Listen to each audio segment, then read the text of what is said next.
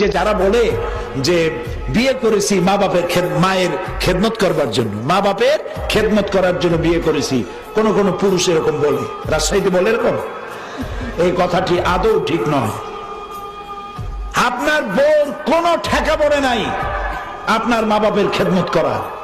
তার জন্য আপনার মা বাপের খেদমত করা আপনার বউয়ের জন্য ফরজ নয়, ওয়াজিব নয়, দায়িত্ব।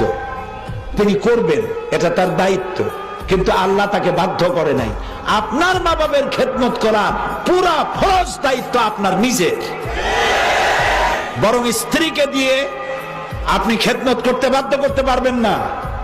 আপনি তাকে অনুরোধ করবেন, সে খেদমত করবে, এটা দায়িত্ব, করেও থাকে আমাদের দেশে, কিন্তু আপনি ওই কথা বলবেন না।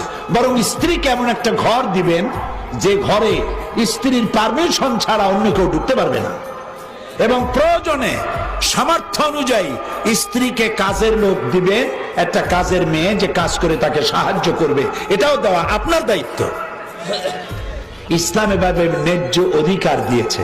নবী করিম সাল্লাল্লাহু আলাইহি ওয়াসাল্লাম রাষ্ট্রীয় কার্যক্রম সমাপন করে বেলা শেষে ঘরে প্রবেশ করেছেন। ঘরের মধ্যে খাবার নাই।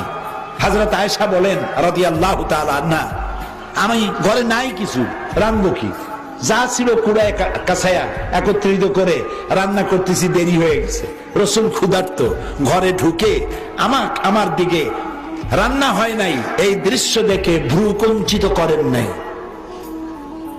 মুখ মলিন করেন নাই, চোখ মোটা করেন নাই, আমাকে ধমক দেননি, বরং আমার কাছে বসে আমার রান্নার কাজে আল্লাহ রসুল বিশ্ব নবী আমাকে রান্নার কাজে সহযোগিতা করেছেন।